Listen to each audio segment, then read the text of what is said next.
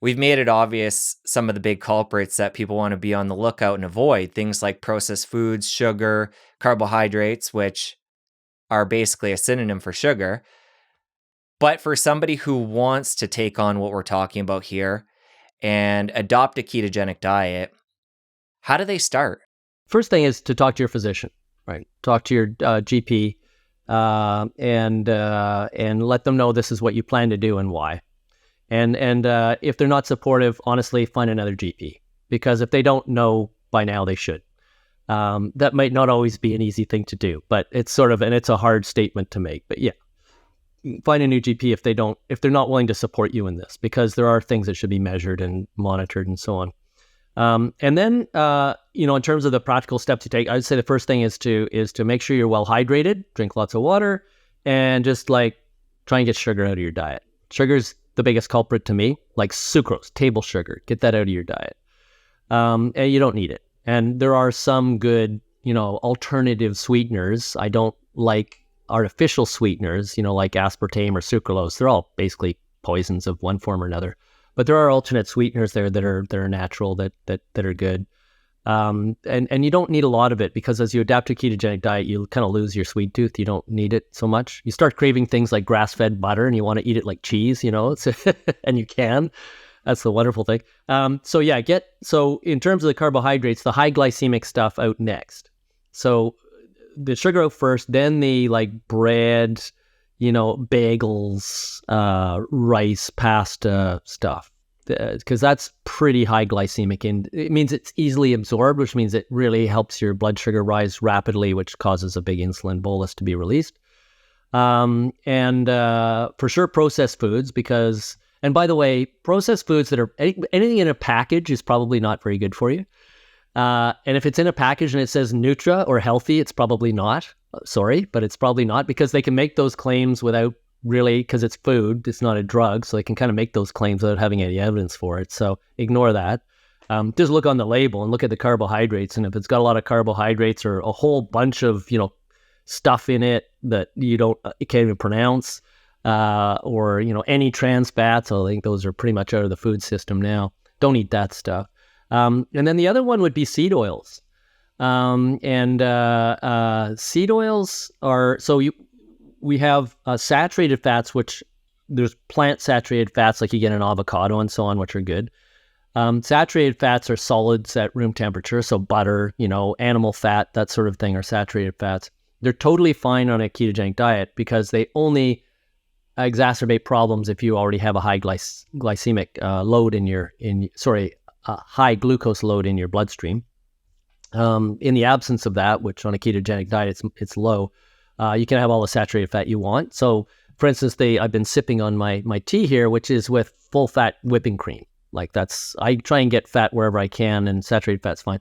If people aren't good with dairy, it's often the lactose, and there isn't any lactose in full fat cream anyway, so they're probably going to be okay. But go with that gently. But the seed oils now, there's sort of nut oils, which are things like, avocado oil is kind of a nut, and olive oil. Those are all good. Coconut oil is another nut oil, which is high in saturated fat, is good. What you don't want, especially, is the cheap stuff that they do processed food in, like linseed oil, cotton oil, even canola. Sorry for our Canadian farmers there, but canola, which is rapeseed, is not. And the reason is they're highly inflammatory. So the monounsaturated fats like olive oil are very good. They're very beneficial. The omega-3 fats like you get in fish oils and grass-fed butter, that's why I said grass-fed is high in omega-3, really, really good, really beneficial. We've done our own clinical work at the Cancer Research Center to show the benefits for reducing incidence of cancer in mice, albeit with omega-3s. But those seed oils are highly, they have a lot of omega-6, 9, and they're highly inflammatory. So, and they're cheap. That's why, and corn oil is another crappy one. So no corn oil, canola oil, sunflower oil, none of that sort of stuff. Just stick with good old lard is great. Tallow is great. They used to make McDonald's French fries in tallow. And this is a long time ago. They're amazing. And there's one sort of zealot billionaire in Colorado that decided that he was going to save the world by getting beef tallow out of McDonald's. So he basically drove them to using crappy seed oils that they do now. And I don't know if you've ever seen a McDonald's French fry, but you can have one of those things behind your couch for like 3 years and it'll still be fine. That tells me something's not right. It should have decomposed, right? I've seen that with the burgers too. Yeah, it's scary. It's kind of scary. Yeah, and the burger, you know what? A burger's fine as long as you don't, it depends what oil they use, but as long as you don't eat the bun and you don't eat the fries, the burger and the lettuce and the tomato and the bacon and the cheese, that's all wonderful stuff. So as long as you don't have the carbs, it's all good. The other oil you advocate for, I want to bring this up, is the MCT oil, specifically the C8, especially for people that are adopting this diet in the beginning and transitioning. So talk about how that fat is different and why it's good. Yeah, no, it's a good segue actually talking about ketones, because we talk about this ketogenic, which means you're making ketones. So let's start there. And essentially, when you switch from burning sugar on a high carb diet to burning fat on a high fat diet, no surprise, you start losing fat because you're burning the fat that you're eating, but you're also burning the fat that you've stored. So you lose weight, but you're losing mostly body fat, which is great. That's what people want, right? But when you metabolize fat, you produce a byproduct called a ketone. And there's actually three. The true ketone that's produced is called acetone, which is like nail polish remover, right? But the one that's produced first in this process is called acetoacetate. And acetoacetate is not, it's actually a ketone body. It's not a true ketone. And this is just to do with the way we name things in biochemistry, but we'll call it a ketone. And then that either forms into acetone, which is true ketone, or the really beneficial, most of it gets turned into this really beneficial molecule called beta-hydroxybutyrate, which is a derivative of butyric acid, butter, butyric acid, same idea, right? It's just a little small carbon thing. Now, this ketone,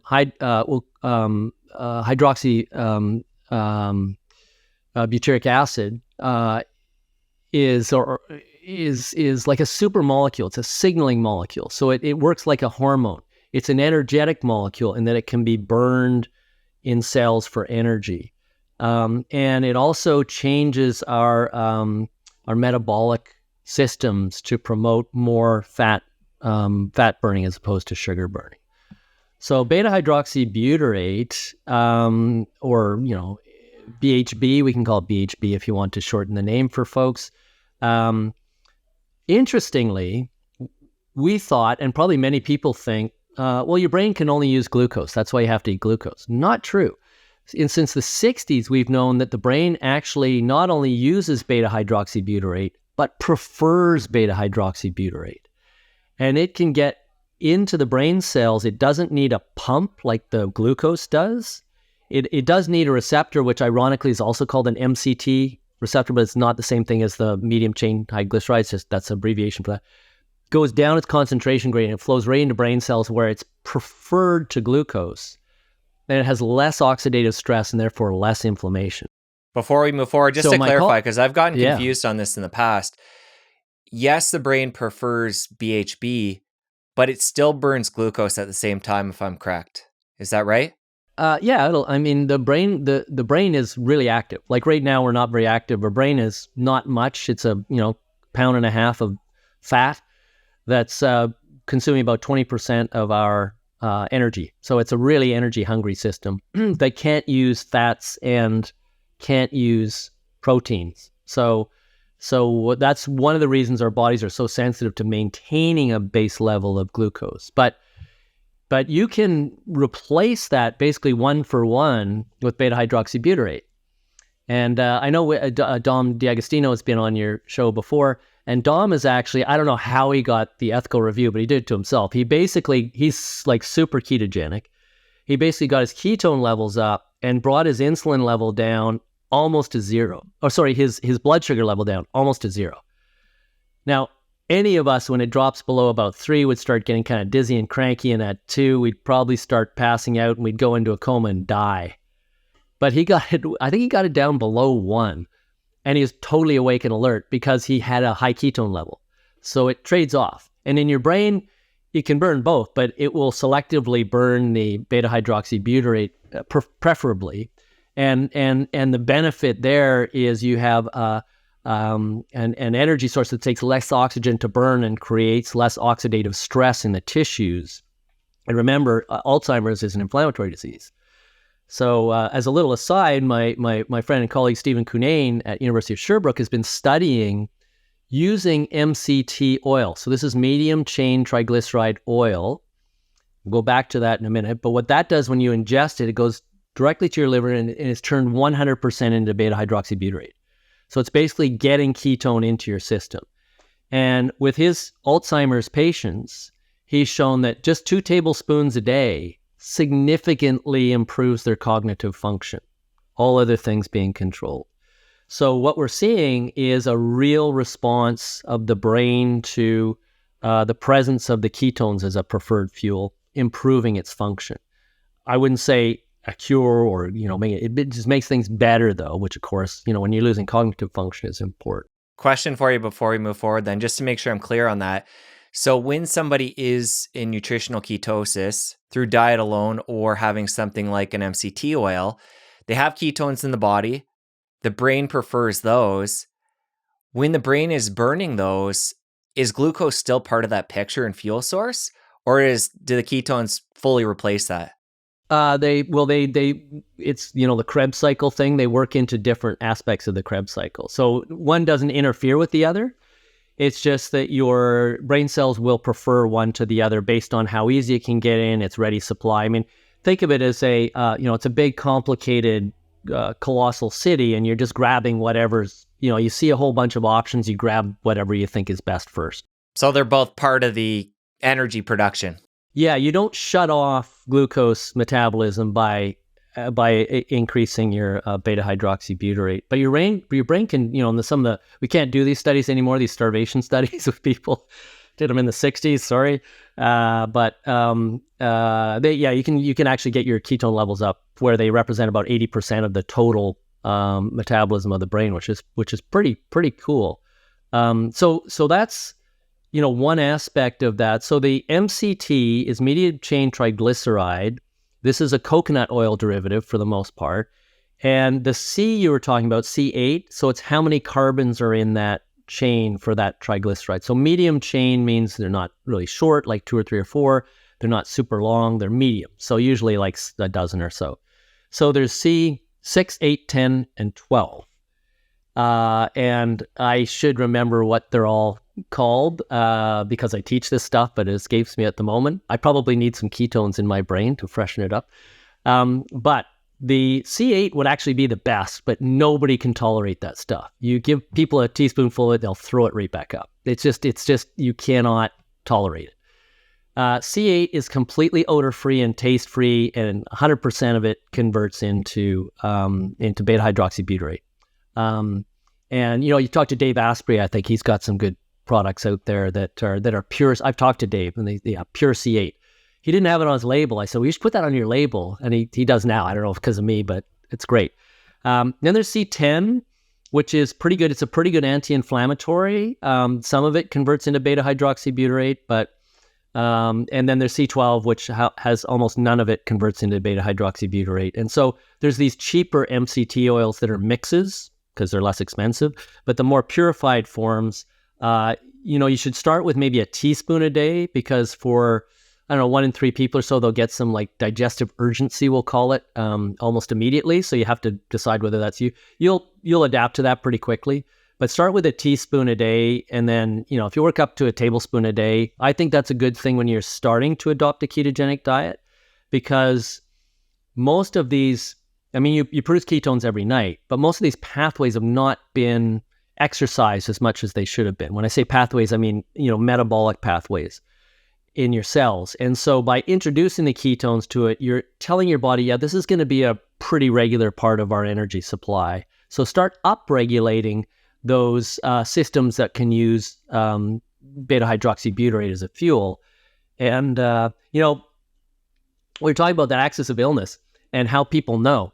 So relates back to Dr. Cunnane's work. So if you're obese, that's one of the, so it's obesity, inflammation, insulin resistance. If you're obese, take your clothes off, turn sideways, look in a mirror, right? You're going to know if you're obese or not. There's all these BMIs and all that sort of stuff. If your waist, you're a man that's over 40 inches, you're probably overweight or obese. And a woman cut it back to about 34 inches. But there's simpler measures that work. I talk about some of them in the book too. But you can pretty much tell if you're obese or not. How do you tell if you're inflamed? Well, you hurt. So you'll see people that are aging saying, "Oh, I hurt all the time. Everything hurts all the time." Well, part of it is your tissues are drying up a little bit. They're not as flexible, so you need exercise. You need hydration a lot. Part of it is that you're chronically inflamed because of a high carb diet. So what you'll find as you adapt a well-formulated ketogenic diet is that chronic pain goes away. And I had one of my colleagues in person I was counseling come in and say, "This is amazing. Like, I ride my bike all the time. I don't hurt anymore after I ride my bike. Like, this is just amazing." And interestingly too, I was just in Australia for a bit, and I kind of, people said, "Oh, you got to try these croissants. These croissants are good." I don't eat croissants. Try one. So I ate one. It was fine. It tastes great and all that. But man, I hurt the next day. Like, my body's really sensitive to carbohydrate. And I was thinking, why do I hurt? Am I getting sick? No, I was like, that was chronic inflammation, just like, whoa, carbs. We're not used to that. How do you tell if you're insulin resistant? That's really tough unless you're doing a blood test. And there are, glucose tests you can do with urine strips and blood tests and stuff. But I think one of the ways to tell that relates to Dr. Cunane's work is brain fog. So you'll hear people, and I work a lot with postmenopausal women, and they'll complain of brain fog. And once they adapt to a ketogenic diet, when all these pathways switch on that allow them to burn ketones in their brain in appreciable amounts, some of them have like a sudden awakening. They literally wake up one day and they go, "Oh my God, what just happened?" And I had another woman come into my office one day and she said, "What did you do?" And I go like, "I don't know what's going on." She said, "It's like you pulled cotton wool out of my brain that's been there for 10 years. So I have never thought I'm just thinking so clearly. I don't have that foggy morning stuff anymore." So, my name's Harper. So my friends often call it the Harper high, right? You get the Harper high from the adaptation. Not everybody experiences that. I did actually when, a dozen years or so when I adapted to a ketogenic diet. I woke up one day and I thought, well, I haven't felt this fantastic in years. It may be the reduction of inflammation and other things, but it's kind of cool. And it's your body's way of saying, whatever you're doing, keep doing that. That was great. It's almost like, crack cocaine or whatever, but in a good way. It's like, oh, wow, that was so good. Let's keep doing that. And so it gives you that incentive to keep doing it. You're losing weight. You're feeling better. People are saying, wow, you've lost weight. You look great. What's happening? Your skin clears up. All these amazing things happening that are due to chronic inflammation and due to insulin resistance. By the way, acne is due to insulin resistance. Polycystic ovarian syndrome, which is the leading cause of infertility in women, due to insulin resistance. So even younger people that are becoming insulin resistant will have these other symptoms. But the main one for most older people is brain fog. So that can clear up pretty quickly. And that's pretty cool. And so the C8 will help with that. Some people find, in fact, there's stockbrokers and stuff that pretty high energy, high thinking people that are using C8, for those purposes. I'm told that they're, you never know what they're eating, but the, most of the Tour de France, we're just about to go into that next month. Most of the Tour de France, they're all keto adapted now.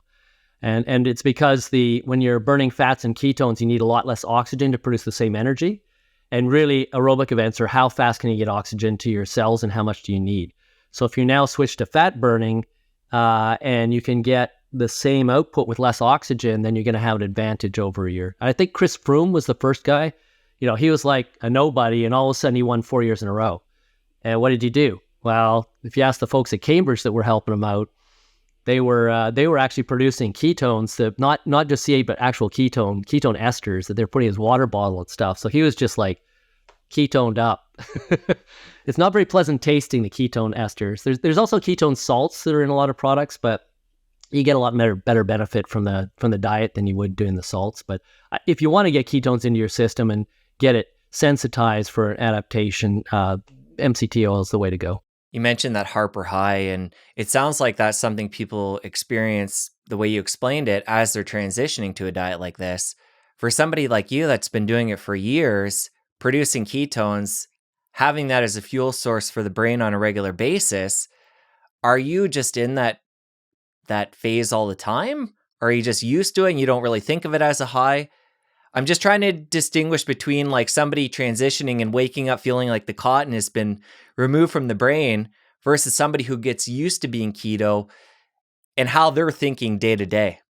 Well, yeah, it's good. That's a very good question. I probably more I'm not as aware of it maybe because it's my new normal, as they like to say. So, it's not a big change all of a sudden. But again, if I slide, like having that croissant, I'll feel a bit brain foggy the next day and so on. So I realize there's still something else there.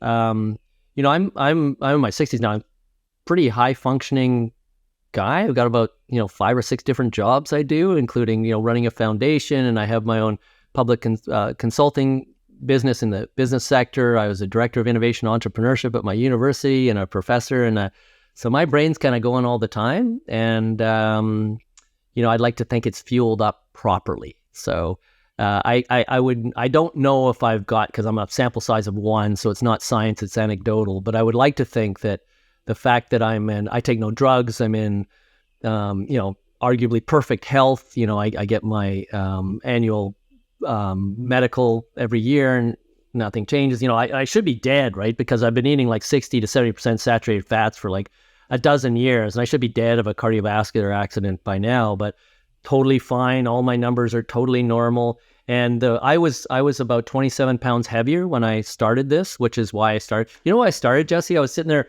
watched TV with my wife, and I had a beer, and I balanced it on my belly. And I said, "Look, honey, I can balance a beer on my belly." And she's going, "That's probably not a good thing." And I thought, yeah, you know what? So it was shortly after that I met Dr. Matthias, who turned me on to this. And then I thought, well, let's try this as an experiment, because I wanted to experiment on myself first to make sure it was safe.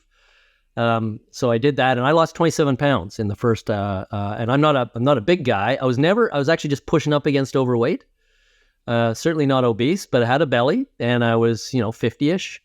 And it all went away in 12 weeks, and I think I was 177 then, and I weighed myself this morning. I'm 149 pounds.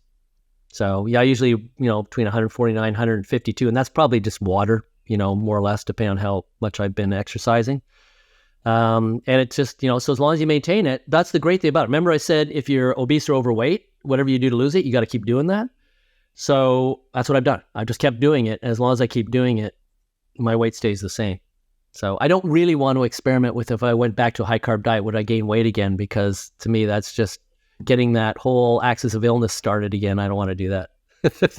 I know part of the catalyst for your change, you share the story in your book of being, I think it was at a hotel gym. Yeah. And you were changing, and you saw in the mirrors around you, you're surrounded by mirrors, an angle that you didn't typically see day to day. And it triggered for you this epiphany moment and was a catalyst for, making a big shift. Yeah. It was actually at a meeting of anatomy and physiology professors, and it was off, at a Vancouver Island, I think, at a kind of hotel thing we were meeting at, and I was down in the gym and had a swim or something. And yeah, because I was new to the place, they had mirrors all over the place, where you're washing your face and combing your hair and all that. And I just got a glimpse of this other guy, sort of from the back side, and you could see these, love handles and kind of stuff. And I just thought, oh, that poor guy probably needs to spend some time in the gym. I realized it was me. And I was spending a lot of time in the gym. So it was nothing to do, I worked out all my life. It was nothing to do with spending time in the gym. It was all to do with changing diet. It was, again, around that same time. So, look for the signs in life. If you sort of look at yourself and you go, I got to make a change, well, then you have to make a change. So,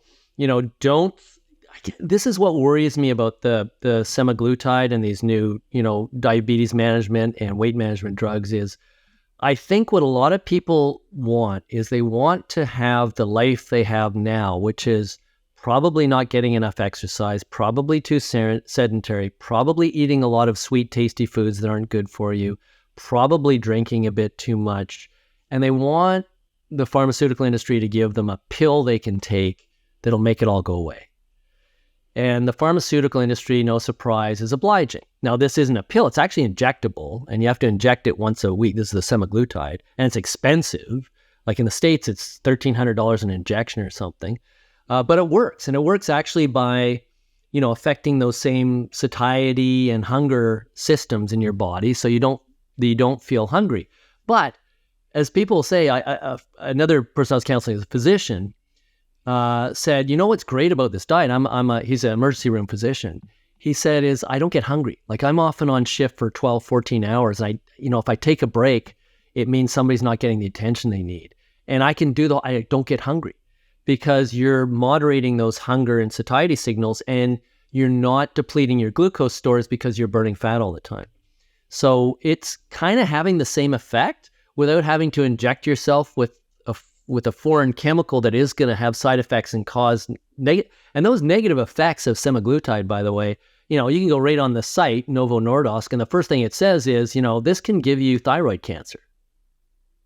Why risk that when you can just change to a healthier diet and have a better effect with all these other beneficial effects of ketones, rather than just and where it's really popular? Hollywood, apparently. It's like the thing in Hollywood. The de rigueur drug is everybody's on semaglutide, and it keeps them slim because they got to be on camera. Again, I don't know if you have any Hollywood folks that watch your show, but if they do, talk to me. I can help you out without having to inject drugs. And let's do that. It's healthier. First do no harm, right? First do no harm. For somebody that's brand new to this and they start going lower and lower carb, they're getting into that zone where they're getting into ketosis through nutrition. Do you recommend at that point that they do some kind of testing to see if they're there? We've talked about, the Harper, what is it? The Harper high. Harper high. So they may feel that and then at that point realize that they're getting into ketosis. But if they don't, or they're not sure if they're feeling that, do you recommend to people, at least in the beginning, to test to see that they're producing ketones to get the benefits that are associated with those? Yeah, excellent question and good point, because again, in the book, I that's the first thing I do. I say, here's all the things you should do. Here's all the things you can measure at home, which is, a tape measure or a scale or whatever. And then here's the things you can go to your physician and ask them to look for. Most of them are just standard blood panels and so on. But what you need, everybody is different. Our genomes are different. Our gut biomes are phenomenally different. Like there's huge diversity between our gut biomes. And we all have individualized reactions to different foods and nutrients and so on. So everybody is essentially their own scientific experiment. So the only way you can do an experiment is try and control and measure variables. So what we're changing here is the diet. What we want to do is see the effect of that diet. And in order to do that, you have to have a baseline measurement, right? Like it's a linear study with a baseline measurement. And so, in the second half of the book, I talk about the different measurements and what they all mean and how you can do that. So you should do that at the start. And, what I don't want people to do, what I try and counsel people not to do, is don't worry on a day-to-day basis. Like if you have a ketone thing, you want to measure your ketones. That's what we do in the clinical studies. That's great. But don't weigh yourself every day, because that's going to fluctuate a bit. And people kind of, if they're OCD biased, they're going to become obsessed with that. But maybe at the end of each month, and then at the end of the 12 weeks, do all that blood work again with your physician. One of the other tests you can do if you're interested in losing body fat, which most people are, is something called a DEXA, which is dual X-ray absorbitometry. Hope I pronounced that right. And it's essentially what they do for bone density as well. So, postmenopausal women have probably had or may have had a DEXA test where it's a low-level radiation, and they can see not only your lean to fat composition and your bone density, but they can also see where that is deposited on your body. And where you don't want it is mid-abdominal. Women are kind of lucky in this regard in that they tend to put weight on more on their hips, which has less health consequences. Men, for sure, it's the beer belly, right? And that's what you don't want to have.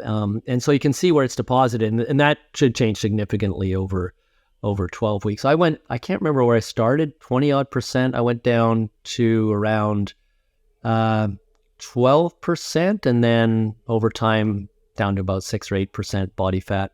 And I still have, not completely, little roll, I guess you'd call it, but most of that is just the skin that used to be covering my belly.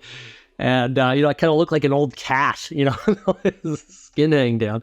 But that tightens up over time too, if you're lucky. What I'm trying to get at here is you make this distinction between being in ketosis versus just being low carb. Yeah. Okay. And you talk about basically along the journey, you take people through different steps of beginning, middle, and then hopefully what they're going to continue for life. And then at that point, people need to decide whether they just want to be low carb or take it a step even further, what we're talking about here being in ketosis. And that's why I bring up testing to see if you're actually in ketosis, because going low carb might be enough for certain people and they might lose the weight they want to lose and they might feel good there. But there are additional benefits of taking it all the way down to ketosis. Yeah, I would say it's also an excellent follow-up question, Jesse. I would say, get sugar out of your diet, right? Get as much of the high glycemic carbohydrate out of your diet as you can, and get those seed oils out, which is pretty easy. And the processed food is a bit tricky because processed food is convenient. So you are going to have to spend more time and think more about food, which we probably should do anyway. And you're going to be preparing more food because, the foods you want to eat may not be as readily available. So there is a difference between low carb and ketogenic. So in order to be ketogenic, and it's variable between individuals, but you probably need initially less than 50 grams of carbohydrate per day. So if you want to try and measure that in the foods you're eating, go ahead. But again, because this is going to be a lifestyle you're going to adopt for life, what I would prefer you do is just find different foods to eat on a regular basis. We're pretty habitual in the kinds of foods we eat. And I have actually, it comes from Taryn, one of the dietitians in the study from Ohio State University, in the book. It's actually on the website too, biodiet.org. If you go there and go to resources, it's got like a shopping list and of foods you can eat, including meats and vegetables and all that stuff. And if you just eat that stuff, you're probably going to be fine because it's devoid of seed oils and sugar and processed foods. So if you can find, and by the way, my book is not a recipe book. I didn't want it to be, and it doesn't look like one. It looks like a science book because that's what it is, a science book for everyday people, right? So if you're doing all that, getting rid of the sugar, the high glycemic carbs, and the processed food, you're probably going to be low carb anyway. And if we can get that far, and that's as far as you want to go, then you're going to be way healthier than you were before. If you truly want to benefit either in a therapeutic way, so our research is actual therapeutic benefits for sick people based on the ketone levels in their body, you need to produce ketones. And in order to do that, you have to be in a state of what we call nutritional ketosis, which means your carbohydrate levels are lower than would be needed to maintain that baseline glucose level in your blood. So you're going to stimulate gluconeogenesis. You're also going to stimulate ketosis. And that you can then measure in several different ways. So we talked about the acetone, the acetoacetate, and the beta-hydroxybutyrate. So there are breath methods of measuring ketones. There's products that do, and they measure acetone levels, and they're very low. Acetone's metabolized very quickly. Acetoacetate is in the urine test strips. The problem with those are that once you keto adapt, those go pretty much to zero because you just metabolize them so quickly. Your body's adapted to them. So people go, I don't think I'm in ketosis. I'm 2 months into it. I'm using the test strips. They're coming out zero. That's probably okay. It's because you're burning the ketones now, right? They're not getting into your urine. So the best way to measure, of course, is with a ketone. Now you can get ketone tests. They're like those glucose ones. They actually puncture the skin and get a little micro drop of blood and measure that. That's, kind of painful and probably unnecessary on a daily basis. But if you want to go that far, you can buy those things and do them. The units are kind of cheap. They're kind of like those printers. They give you the printer and then they sell you the cartridges at obscene prices. So the device is pretty cheap, but then the little things you put in to read the ketones are kind of expensive. They're $2 a pop or something. But if you did that once a week, that's fine. I don't hardly measure mine ever, but whenever I do, it's always like 2, which is pretty darn good. For our clinical studies, we try and keep the women between 0.5 and 2, which means they are in a state of nutritional ketosis, which means the diet that they're eating is low enough in carbohydrate that they are actually producing ketones. So that would be the target window if you really want to measure that stuff. That's pretty sophisticated, but like I say, there's a lot of biohackers out there. that kind of geek out on all that stuff, go for it. If you have the money and you want to do it, that's your target window, and you want to stay there as much as possible. And by the way, another question that comes up, Jesse, often is, what about cheating? Can I do cheat days like the 5 and 2 diet? I'll go keto for 5 days and eat what I want on the weekend. Good luck with that. It's probably not going to work. And in fact, it could be dangerous because of that rebound inflammatory effect of eating carbohydrates when you've been under. So it's almost like yo-yo dieting. You're stressing your body unnecessarily back and forth in and out of ketosis. Better just to go there and stay there. And as I said, there are people that don't like what I'm saying will say, well, again, long-term studies. All the long-term studies show that you can stay in ketosis for as long as you want. And babies are born in ketosis, and they stay in ketosis as long as they're breastfeeding. And there's sugar in the breast milk, but they still stay in ketosis. So there's no harm in maintaining a ketogenic diet. You don't lose bone density. In fact, it may be good. You're not going to die of a heart attack. It's you're not going to because you're eating saturated fat. But it is wise to have your physician monitor things, because you never know what kind of reactions you could have or what's causing them. If you enjoyed that clip, press here for the full episode. I'll see you over there. 7 out of 8 people are overweight or obese, which means they're metabolically unhealthy, which means they're sick. We have a phrase in kinesiology: you cannot outrun your fork. A bad diet is not corrected by a lot of exercise. And we know it's really effective at reducing obesity.